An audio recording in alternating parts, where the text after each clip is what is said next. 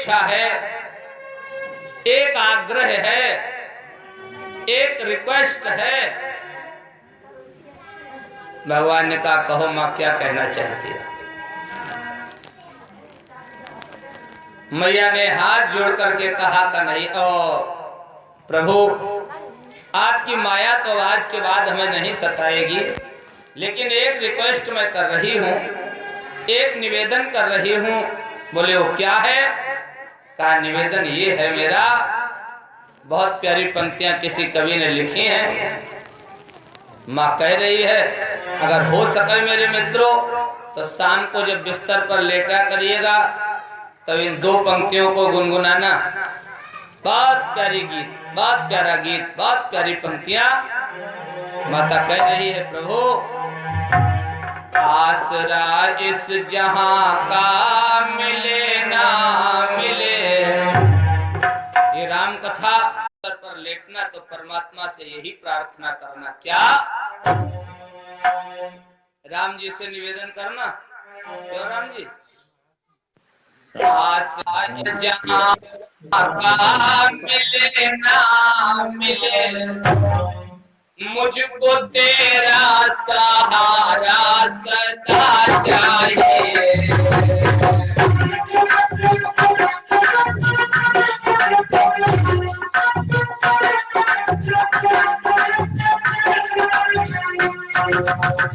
बहुत प्यारा वर्णन करते हुए मैया कौशल्या कह रही है, प्रभु आसरा इस जहां का मिले ना मिले, मुझको तेरा सहारा चाहिए। मुझको तेरा सहारा चाहिए, मुझको तेरा सहारा चाहिए, मुझको तेरा सहारा सदा चाहिए।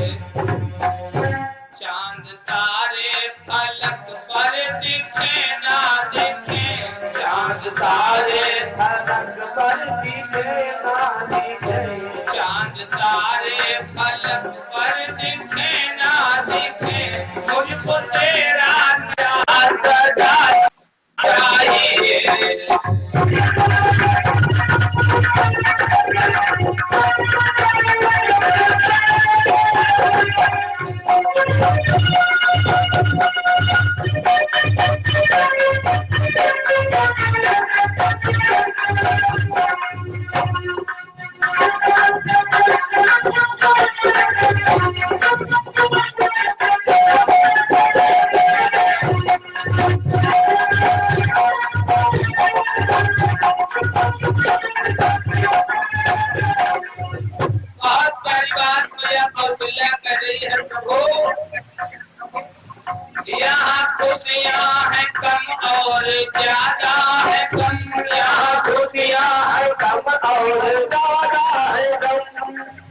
इस संसार में जिसे देखो वो किसी न किसी दुख से दुखी है। के पास धन नहीं है, वो सोचता है धनवान लोग सुखी होंगे। धनवान लोगों के पास में गरीब लोग पहुंचे, क्या प्रभु आप सुखी हैं?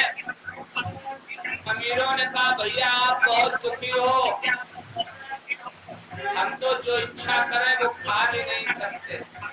क्यों?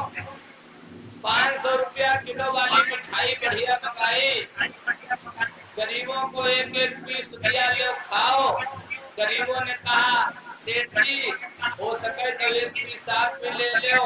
बोले हमें तो 20 साल हो गए, डॉक्टरों ने मना कर दिया।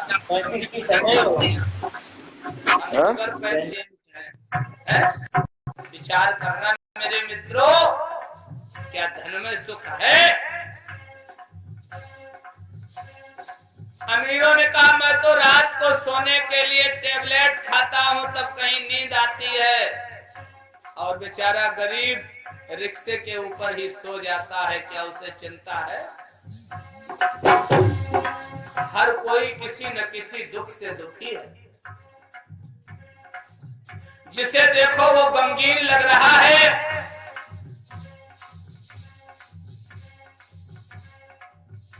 जिसका विवाह नहीं हुआ, वो परेशान है कि विवाह हो जाए। है? थोड़ा विनोद की बात कर लें, एक 20 सेकंड।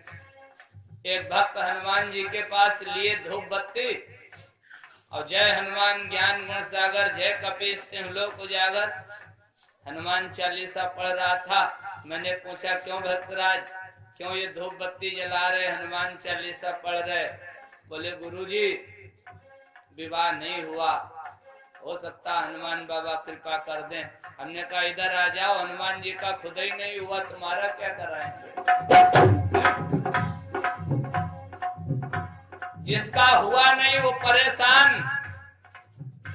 उपस्थित सज्जनों, जिसका हो गया वो इसलिए लगाए रहा कैसे वो छुटकारा मिले। हाँ, एक चीज लाए गृहस्थी में दूसरी खत्म, दूसरी लाए तीसरी खत्म। आप कहोगे पंडित जी क्या ये भी राम कथा में लिखा? अरे राम कथा में सब कुछ है। गृह कारज नाना जंजाला, क्यों? अनेक जंजाल हैं, अनेक। इसलिए दुनिया में हर कोई किसी न किसी गम से गमगीन घूम रहा है। यहाँ खुशियां हैं कम और ज्यादा है गम, यहाँ खुशियां हैं कम और ज्यादा है गम। यहाँ खुश तो शायद ही कोई नजर आवे, जिसे देखो वो दुखी घूम रहा, गमगीन घूम रहा, उदास घूम रहा।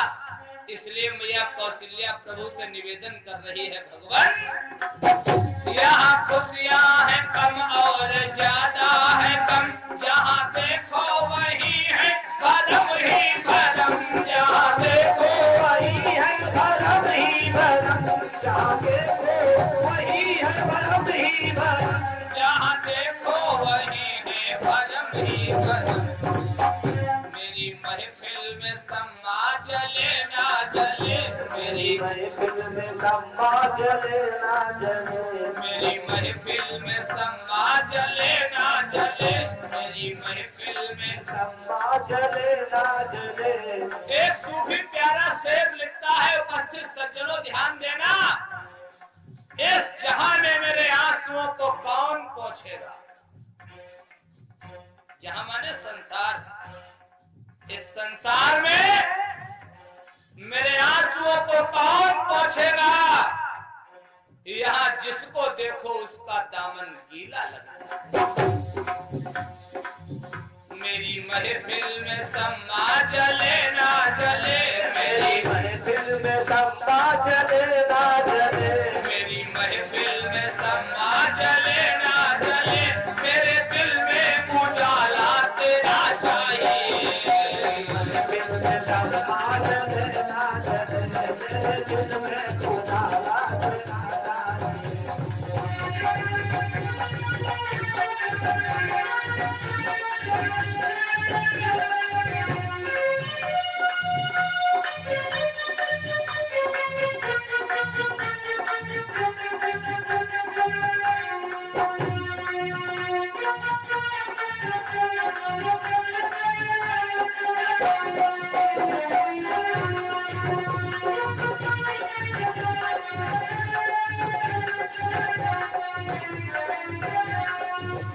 अगली बात बहुत प्यारी, बहुत अच्छा चिंतन दिया है भारत के कवि ने।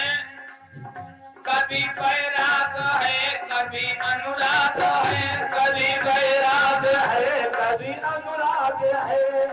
इस जीव को देर नहीं लगता वैरागी बन जाता। और परीक्षित जी जरा सा पासा पलटा ये अनुरागी हो जाता। कैसे? बिल्कुल यथार्थ उदाहरण अपने जीवन का बता रहा हूं।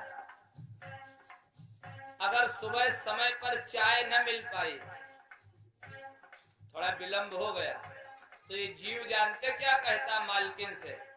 जरा संभाल के चाय आए पिला दिया करो। बोलो 8 बज गया अभी चाय नहीं मिल पाई है? तो देवी जी कहती क्या बैठी हूँ क्या मैं? देखा कितना झाड़ू पोंछा, कितना काम, मैं इतने ही बजे पिला पाऊंगी? आ गया श्रीमान जी को क्रोध है। हमसे जरा होश में बात करना, अगर समय पे नहीं पिला पाओगी घर छोड़ के चला जाऊंगा, वृंदावन बन जाऊंगा बाबा। सारी पेंशन वहीं दे दूंगा, घर पे कभी नहीं आऊंगा। देवी जी ने सोचा कहीं ऐसा न हो ये बैरागी हो जाए। वैराग्य हो गया, केवल चाय नहीं मिली, बैरागी हो गया। देवी जी ने सोचा कहीं ऐसा न हो ये घर द्वार छोड़ के बाबई न बन जाए कहीं। पैर पकड़े, स्वामी तुम हमें छोड़कर चले जाओगे, मेरा जीवन कैसे कटेगा? घर छोड़ के न जाओ, कल से सुबह तुम्हें बेटी पिलाऊंगी, बेटी। तुरंत ही देवी जी को सीने से लगा लिया, कैसी बात करती हो, तुम्हें छोड़ के तो हम कहीं जा ही नहीं सकते। कभी बैराग है कभी अनुराग है, कभी बैराग है कभी अनुराग है। यहाँ बदलते हैं माली वही बात है, यहाँ बदलते हैं माली वही बात है, यहाँ बदलते हैं माली वही बात है, यहाँ बदलते हैं माली वही बात है। मेरी चाहत की दुनिया बसे ना बसे, मेरी चाहत की दुनिया बसे ना बसे, मेरी चाहत की दुनिया बसे ना बसे, मेरे दिल में बसेरा तेरा चाहिए।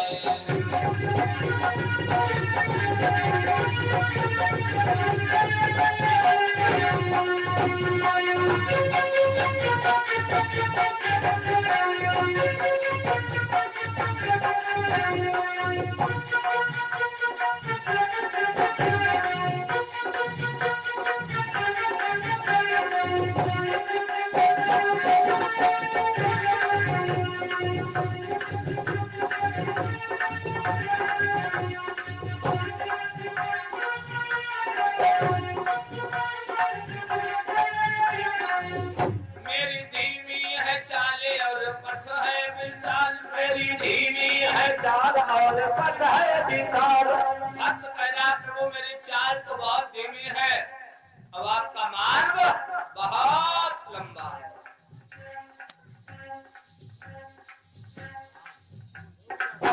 मेरी धीमी है चाल और पथ है विशाल, मेरी धीमी है चाल और पथ है विशाल। हर कदम पर मुसीबत है तू ही संभाल, हर कदम पर मुसीबत है तू ही संभाल, हर कदम पर मुसीबत है तू ही संभाल, हर कदम पर मुसीबत है तू ही संभाल।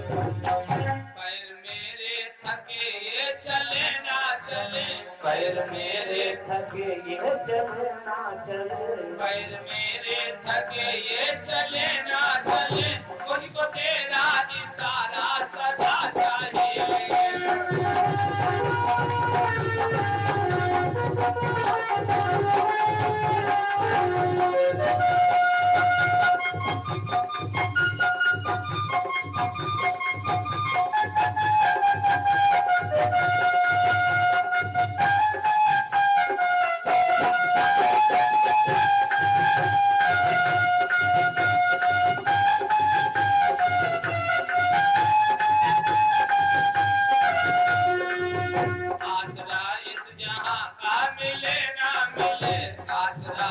जहाँ का मिले ना मिले, आसरा इस जहाँ का मिले ना मिले, मुझको तेरा सहारा सदा चाहिए। आसरा इस जहाँ का मिले ना मिले, मुझको तेरा सहारा सदा चाहिए।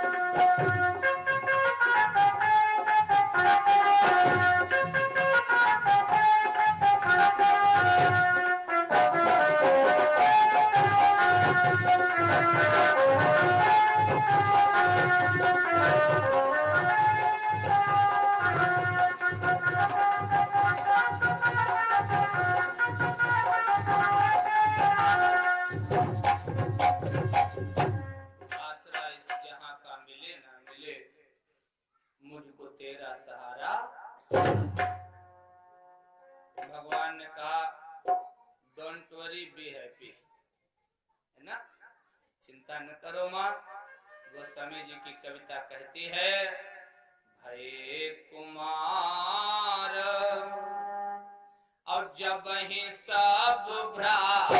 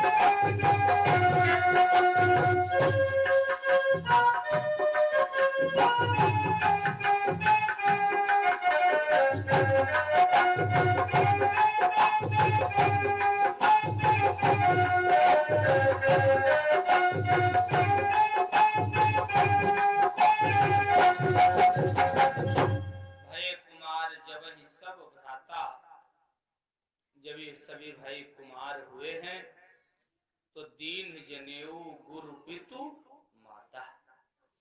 और भारतीय संस्कृति में, भारतीय परंपरा में जनेऊ के तुरंत बाद विद्याध्ययन है ना। ब्रह्मचर्य का पालन करते हुए ब्रह्मचर्य आश्रम की व्यवस्था को बनाए रखने के लिए आज चारों भाई गुरु जी के पास पढ़ने के लिए जाते हैं। गुरु गृह पढ़न गए रघुराई,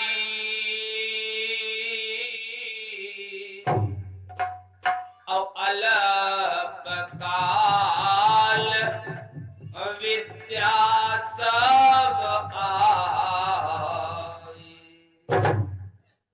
विद्या पाई नहीं है, विद्या आई है। स्वयं विद्या ने हाथ जोड़े, प्रभु हमें भी स्वीकार करो। जिन विद्यार्थियों को याद नहीं होता है, मेमोरी बहुत अच्छा कार्य नहीं करती है, जिनका रिमेम्बरिंग पावर, स्मरण शक्ति, हमारी भाषा में कहा जाता मेधा शक्ति कमजोर है। क्यों? एक सूक्ति है, हिस्ट्री ज्योग्राफी बड़ी बेवफा और रात भर पढ़ी सवेरे। हाँ, अगर ये स्थिति हो तो उनके लिए संतों का चिंतन है, इस चौपाई को सुबह ब्रह्म मुहूर्त में उठ करके पढ़ना। अगर अच्छे पढ़े लिखे हैं तो वेद के 6 मंत्र हैं शिव संकल्प सूक्त के। ओम यज्ञाग्रतो दूरमुदयति दैवं तद सुप्तस्य तथैवेति, दूरंगमं ज्योतिखां ज्योतिरेकं तन्मे मनः शिव संकल्पमस्तु।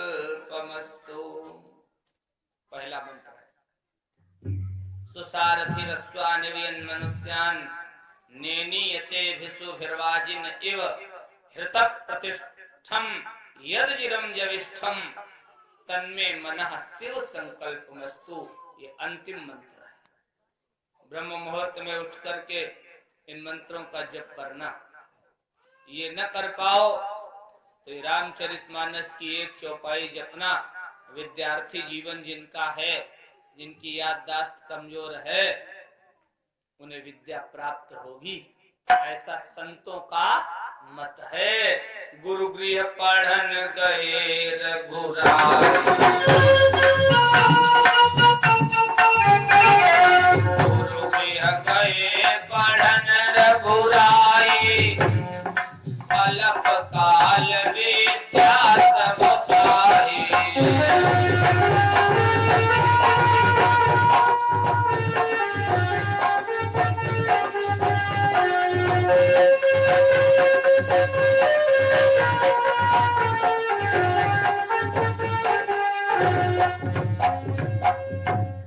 गुरु गृह गए पढ़न रघुराई और अल्प काल विद्या सब।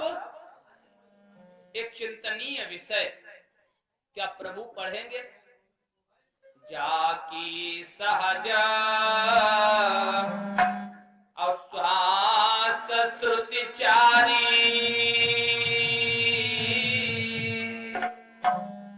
सो हरि पढ़हि ये कौतुक भारी। सो हरि पढ़, तो हरि क्या पढ़ेंगे?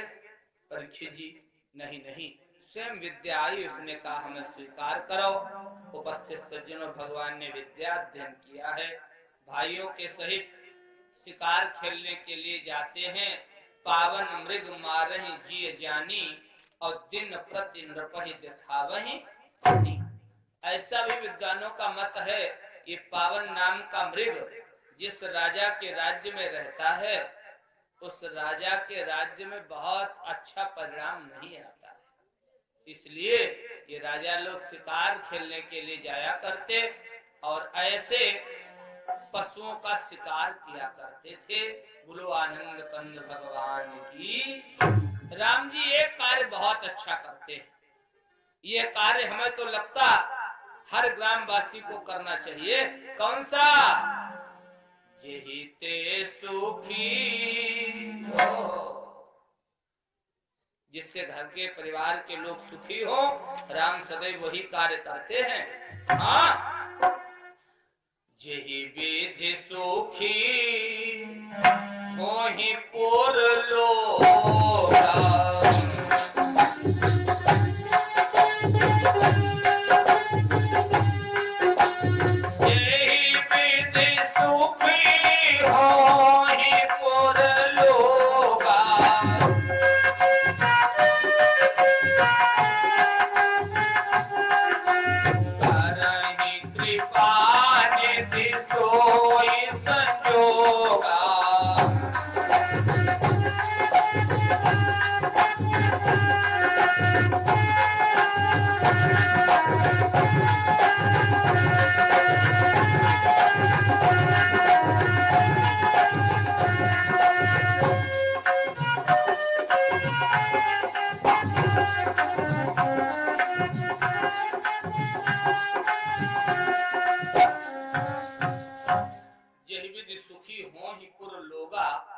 करहि कृपा निधि सोई संजोगा। भगवान वही लीला करते हैं, वही कार्य करते हैं जिससे हमारे ग्राम के लोग सुखी हो, पुर के लोग सुखी हो। मानो भगवान राम भारतवासियों से निवेदन करना चाहते हैं, आप वही कार्य करें जिससे आपके घर के लोग, आपके परिवार के लोग, आपके गांव के लोग, इतने नहीं आपके क्षेत्र के लोग सुखी हो। वशिष्ठ जी वेद पुराणों की कथाएं सुनाते हैं, राम जी भाइयों को बिठाल करके कथा सुनते हैं। समय धीरे धीरे आगे बढ़ा है। एक महात्मा अपने आश्रम पर निवास करते हैं। उपस्थित सज्जनों, जिस समय वो यज्ञ करने के लिए तैयार होते हैं, मारीच, सुबाहु आदि निशाचर उनके यज्ञ को विध्वंस करते हैं। महात्मा विश्वामित्र जी ने योग शक्ति से देखा भगवान का इस धरा पर अवतार हो गया है। तब मुनिवर मन कीन विचारा और प्रभु अवतरे हरन मही भारा। मही पृथ्वी का भार दूर करने के लिए परमात्मा आए हैं। चलो, एक तो प्रभु का दर्शन होगा हमें और दूसरे निशाचरों का अंत होगा। ऐसा विचार करते हुए महामुनि विश्वामित्र जी सरयू नदी में स्नान करके और राजा दशरथ के दरबार में पहुंच जाते हैं। ओहो, और जैसे राजा दशरथ को सूचना मिली महामुनि विश्वामित्र जी आए हैं, राजा दशरथ ब्राह्मणों को लेकर के, विद्वत मंडली को लेकर के मिलने के लिए चले हैं। पूज्य पाद कल पावनावतार श्री गोस्वामी तुलसीदास जी की कलम चली है, उन्होंने लिख दिया, मुनिया गमन सोनिया जब राजा, मुनिया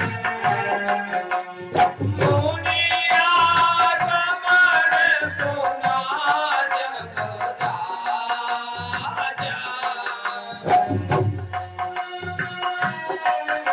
मिलन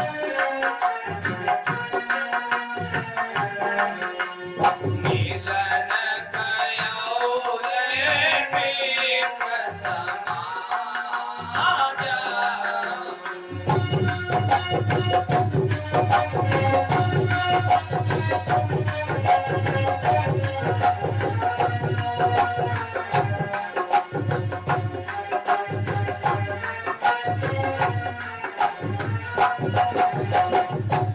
मुनि आगमन सुना जब राजा, तो मिलन गयो लय विप्र समाजा। ब्राह्मणों की टोली को ले जा करके मिलने के लिए प्रभु जाते हैं। एक नीति की बहुत प्यारी बात, जिस कैटेगरी के व्यक्ति से मिलने जाओ, बहुत प्यारी बात है, ध्यान देना, उसी कैटेगरी के व्यक्तियों का समूह तुम्हारे साथ होना।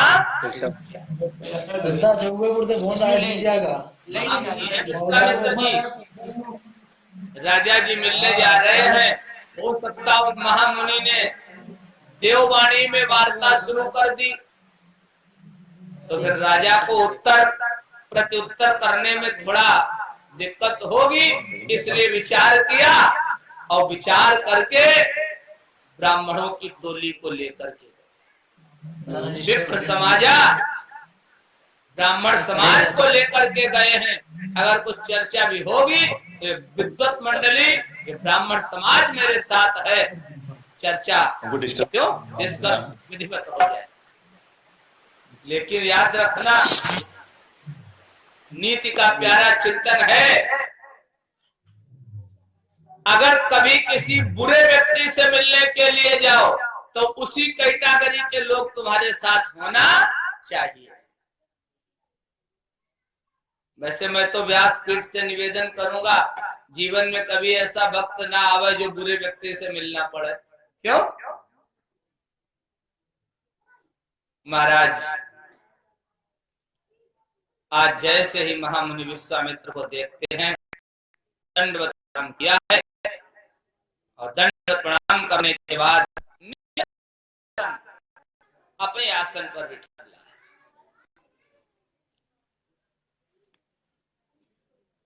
चरण पखार, मैंने कल भी बताया था, आपके दरवाजे पर संत आ जाए, आपके दरवाजे पर विद्वान आ जाए, आपके दरवाजे पर ब्राह्मण आ जाए, अगर हो सके तो चरण पखार, है ना। मानो राजा दशरथ दुनिया वालों से निवेदन करना चाहते हैं, मैं ऐसा वैसा नहीं हूं चक्रवर्ती सम्राट राजा दशरथ। अरे नहीं नहीं, देवराजेंद्र अगर राज्य करता है तो राजा दशरथ की भुजाओं के दम पर, गोस्वामी जी लिखते हैं, सुरपति बाहुबल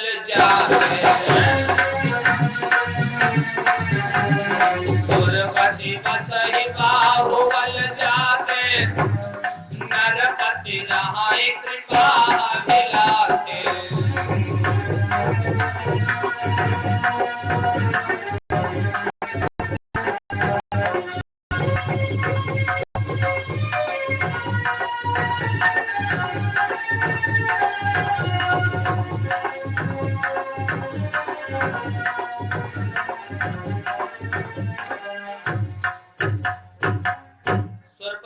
बाहुबल जाके देवराजेंद्र अगर राज्य करता है तो राजा दशरथ की भुजाओं के दम पर।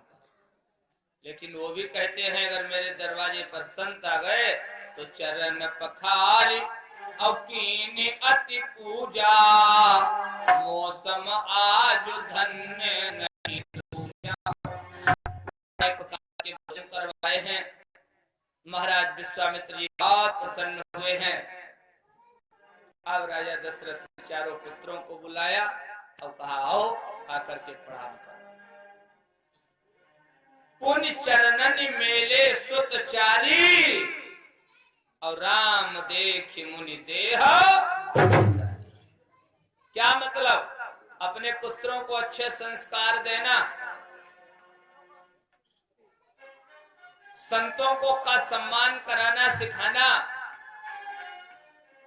ब्राह्मण सुबो आपकी संतान आपके बालक सुबह उठकर के माता पिता गुरुजनों को प्रणाम करें, और जब ये प्रणाम करेंगे तो भागवत कथा के माध्यम से बहुत अच्छा संकेत है। सज्जनों ध्यान देना। अभिवादन शीलस्य नित्यम वृद्धोपि सेविनः, और चत्वारि तस्य वर्धन्ते आयुर्विद्या यशो। ऋषियों ने चिंतन दिया है और चिंतन दे करके बहुत प्यारी बात बताई है। जो अभिवादन करेगा उसे 4 चीजों की प्राप्ति होगी, आयु, विद्या, यश और बल। प्रणाम करने की विधि जा रही है ना। जो मैं एक निवेदन करूंगा, राम जी ने यही किया। मैंने वैसे एक चौपाई सबके लिए बताने के लिए प्रयास किया है। कल कथा विराम होगी तो मैं विराम दिवस में एक चौपाई सबको बताता हूँ। बुजुर्गों के लिए बता चुका हूँ, कल अपनी आदरणीय माताओं के लिए बता चुका हूँ। क्यों परीक्षित जी याद है? आज बालकों के लिए केवल एक चौपाई। अगर हो सके तो 4 वेद, 6 शास्त्र, 18 पुराण, 108 उपनिषद, अन्य जो ग्रंथ हैं उन सबके निचोड़ के माध्यम से केवल एक चौपाई अपने जीवन में अपनाना। बालक लोग क्या करें? प्रातः काल उठ के रघुनाथ, प्रातः काल उठ के रघुनाथा, मात पिता गुरु ना वही माथा।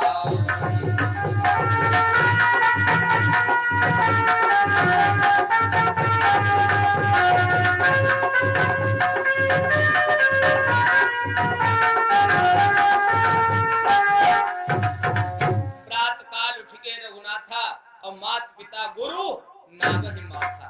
राम जी प्रातः काल उठ करके माता पिता गुरुजनों को प्रणाम करते हैं। सुबह उठ करके माता पिता गुरुजनों को प्रणाम करना। समय तो बहुत कम है, कथा अनंत है, भगवान की कथाएं अनंत हैं। और जिसने प्रणाम किया, भारत का एक संत हुआ है, उस संत ने केवल अपने माता पिता गुरुजनों को प्रणाम ही किया है। परिणाम यह निकला, जीवन में केवल 5 वर्ष की आयु मिली थी। मृकंड ऋषि के पुत्र मार्कंडे, मृकंड ऋषि के पुत्र मार्कंडे, जीवन में केवल 5 वर्ष की आयु मिली। लेकिन भारत के महात्मा के पुत्र ने, महात्मा जी ने प्रणाम करना सिखा दिया। सुबह उठ करके माता पिता को प्रणाम करने लगा। बालक का प्रणाम करने का बढ़िया अभ्यास हो गया। जिस दिन मृत्यु थी, ध्यान देना, उसी दिन काशी के संत निकले। बालक ने जा करके प्रणाम किया और जैसे ही प्रणाम किया, ऋषियों के मुख से निकल गया चिरंजीवी भाव। चिरंजीव हो जाओ।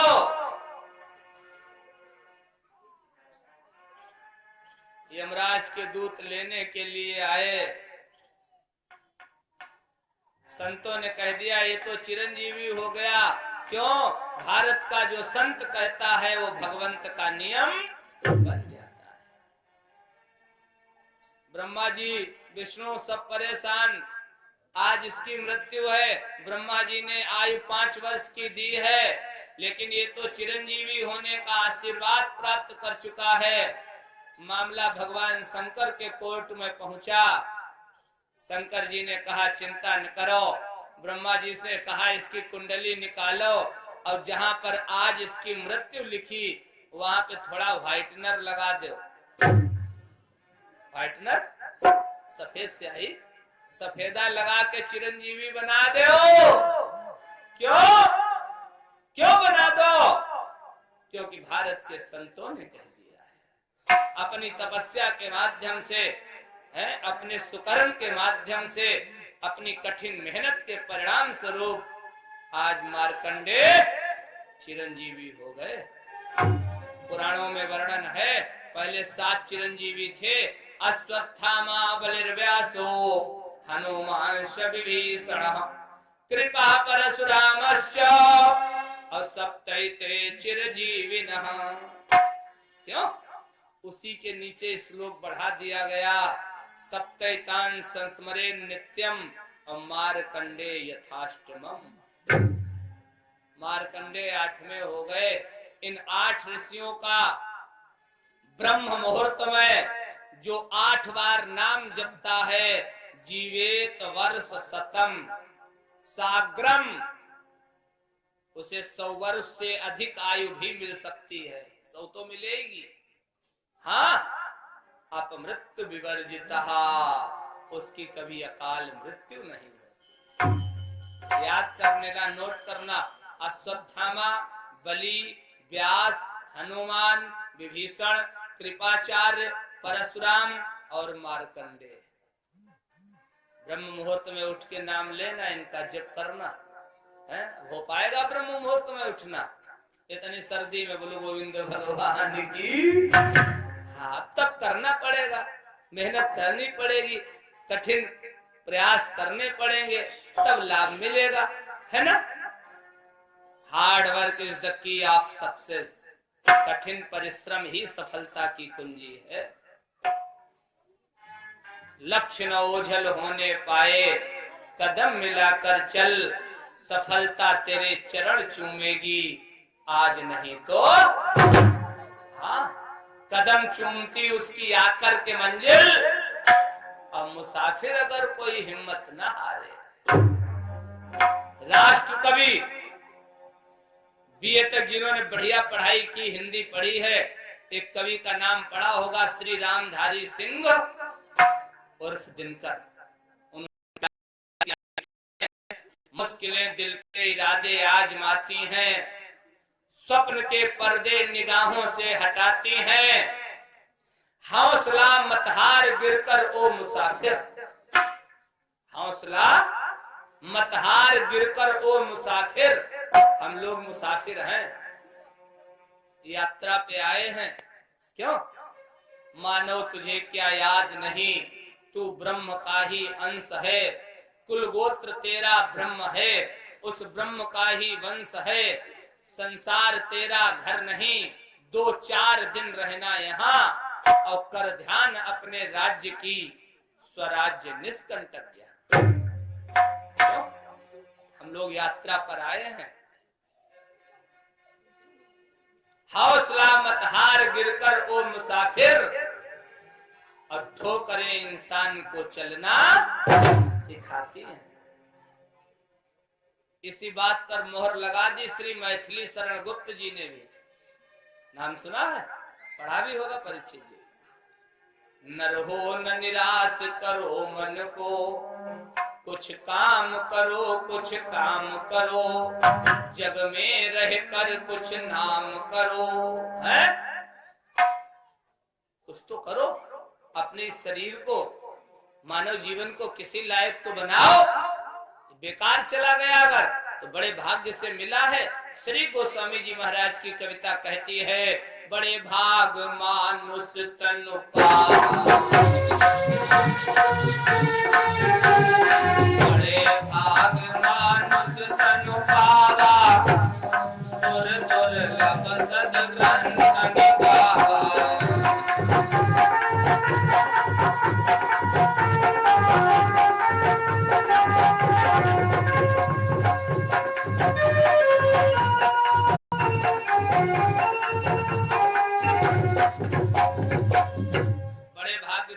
शरीर मिला है।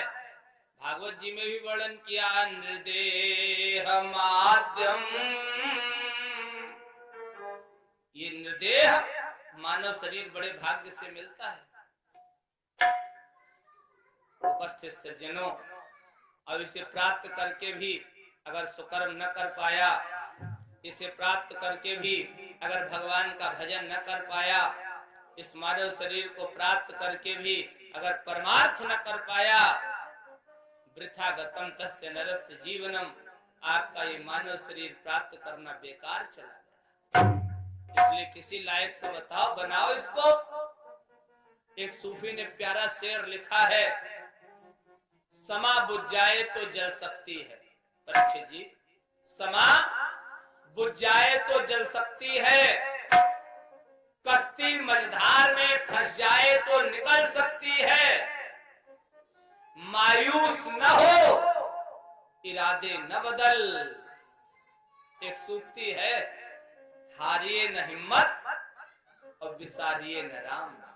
मायूस न हो इरादे न बदल, तकदीर किसी भी वक्त बदल सकती है। क्यों? पुरुषस्य भाग्यम दैवो न जानाति कुतो मनुष्य। इस पुरुष के भाग्य को देवता भी नहीं जानते तो मानव क्या जान पाएंगे? जान पाएंगे? इसलिए लक्ष्य मजबूत रखो,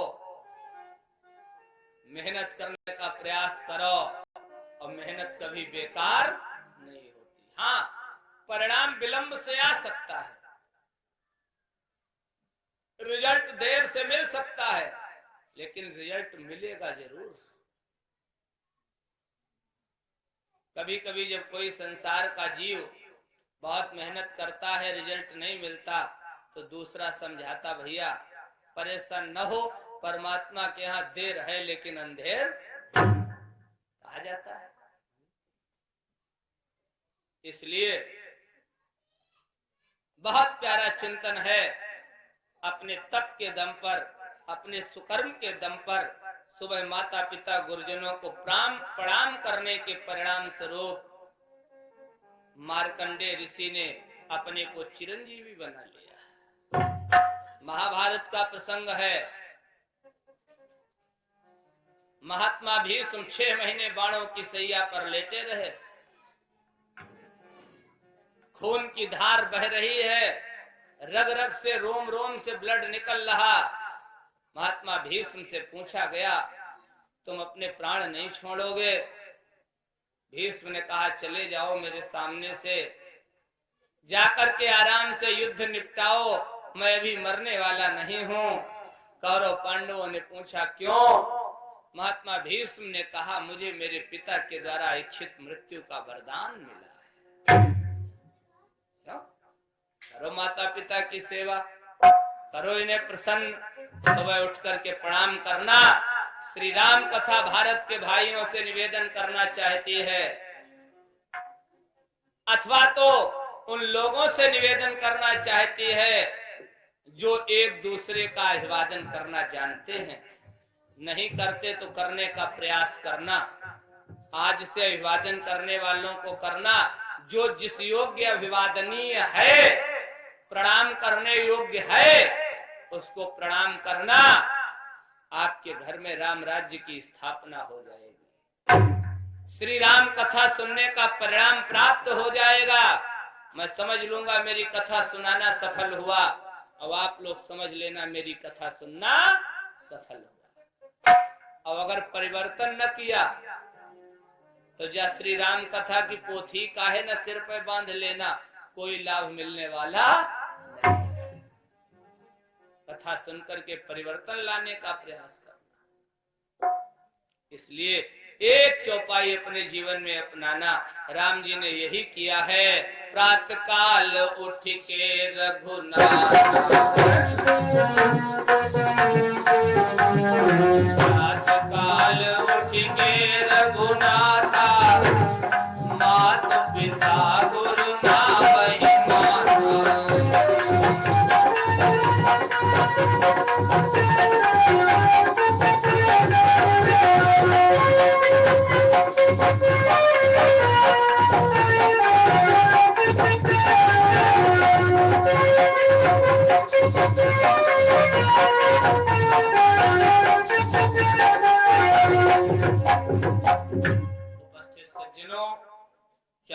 पखारी और कीनी अति पूजा।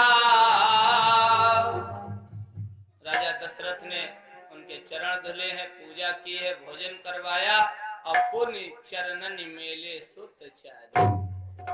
चारों पुत्रों को इशारा किया है महाराज मुनिवर को, क्यों ना महामुनि को प्रणाम करो, है? प्रणाम किया है, चारों पुत्रों ने प्रणाम किया। लेकिन जिस समय राम को देखा है, आज विश्वामित्र आनंद समुद्र में डुबकियां लगाने लगे। राम देख मुनि देह विसारी, राम जी को देख करके आज महामुनि विश्वामित्र अपने शरीर की सुधि हो गए। भय मगन देखत मुख शोभा, जन चकोर पूरन शशि लोभा। जैसे चकोर पूर्ण चंद्रमा को देखता है, एक क्षण के लिए भी अपनी आंखों को बंद नहीं करता है, पलक नहीं झपकाता, कहीं मेरा प्राण प्रीतम कहीं मुझसे दूर न चला जाए। उपस्थित सज्जनों, ऐसा सुंदर वर्णन है, ऐसी सुंदर कथा है। तब मन हरस बचन कह राऊ। राजा दशरथ ने देखा ये तो कुछ बोल ही नहीं रहे, न मालूम कहां खोए हैं। बोल पड़े, महाराज आज आप मेरे घर आ गए हैं, मेरे महल में पदार्पण किए हैं, आज आप मेरी कुटिया में आ गए हैं। हमें तो लगता आज राजा दशरथ का जीवन धन्य हो गया। आज तक ऐसी कृपा किसी ने नहीं की है। अच्छा, अब मैं जानना यह चाहता हूं कि ही कारण आगमन तुम्हारा।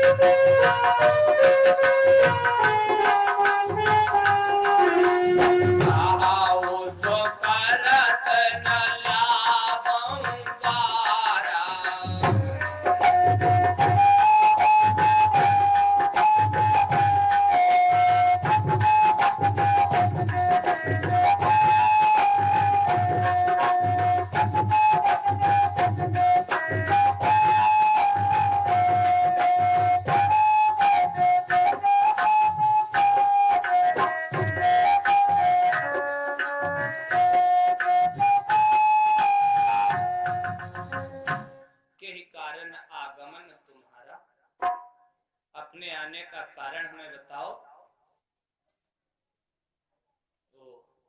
आप जितनी जल्दी बताओ, मैं उसे पूरा करने में विलंब नहीं करूंगा। आपके आदेश की देर है, आप जैसे ही कहेंगे आपके आदेश का अक्षर सह पालन होगा।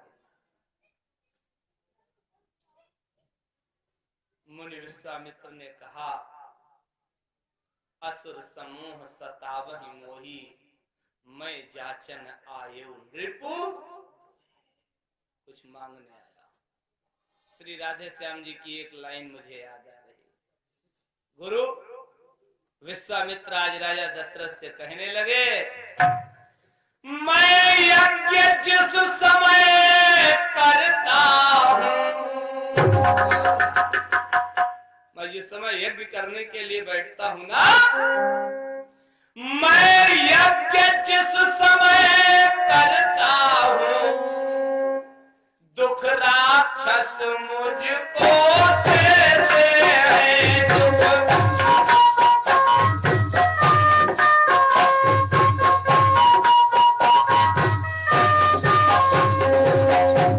दुख राक्षस मुझको देते हैं, और पूजन सामग्री हवन आदि सब नष्ट भ्रष्ट करते हैं।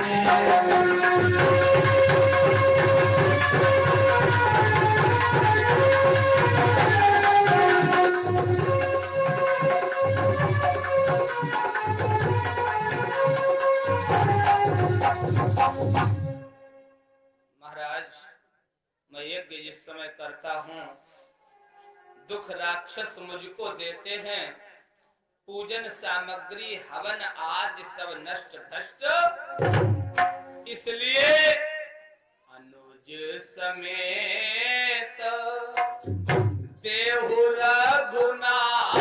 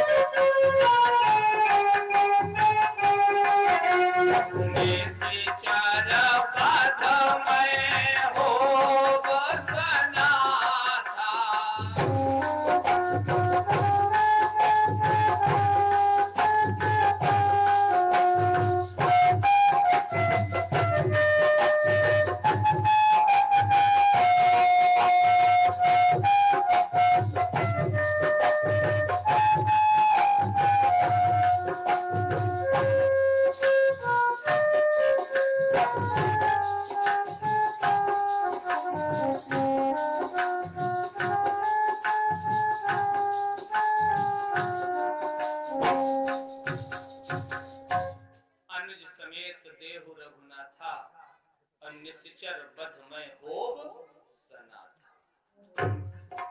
जो इतना कहा है, अभी तक महात्मा विश्वामित्र की प्रत्येक बात राजा दशरथ को बहुत प्यारी लग रही थी। आज राजा दशरथ की वाणी से निकल गया, सुनी राजा अति अप्रिय वाणी, हृदय कम मुख दुति कुमलानी। हृदय कांप गया, मुख की जो भी दुति माने कांति थी वो फीकी पड़ गई। हाथ जोड़े महाराज, आपने क्या मांग लिया?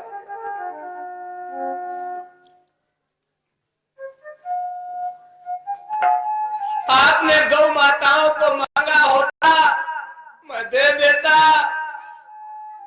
आपने मेरी भूमि मांग ली होती मैं वो सब दे देता,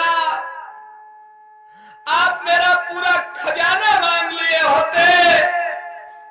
आज ये राजा दशरथ को खजाना देने में भी बिल्कुल देरी न करता।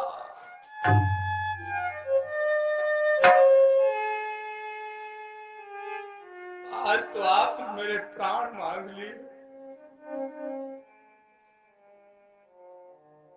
कितना प्रयास करने के बाद गुरु वशिष्ठ की कृपा का जब मैं पात्र बना,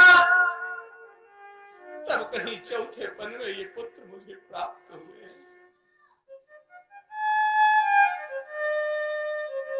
चौथेपन पायो सुतचारी, विप्र वचन नहीं कहो विचारी। आपने विचार करके नहीं मांगा। महाराज, मैं अपना सब कुछ दे सकता हूं, इस शरीर में मुझे प्राणों से ज्यादा प्यारा कुछ नहीं है। अगर आप मांगे तो आज ये राजा दशरथ अपने प्राण भी तुम्हें न्योछावर कर सकते। देह प्राण दे प्रिय कछु नाही,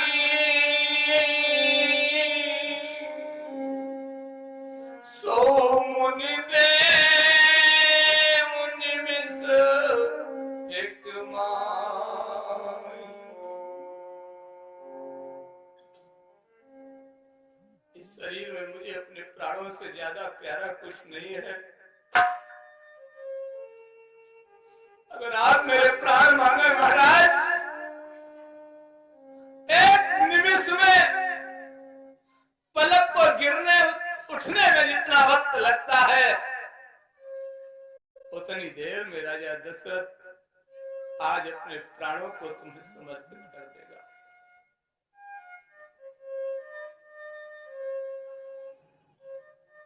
ये सारे पुत्र मुझे प्राणों के समान प्यारे हैं। सब सुत प्रिय प्राण की नाम।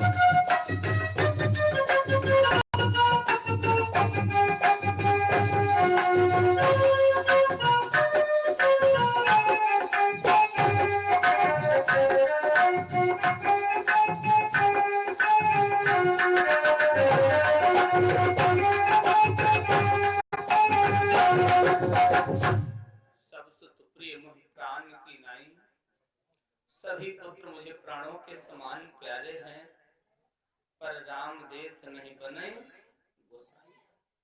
यूं तो सभी पुत्र प्राणों के समान प्यारे हैं, लेकिन राम को देते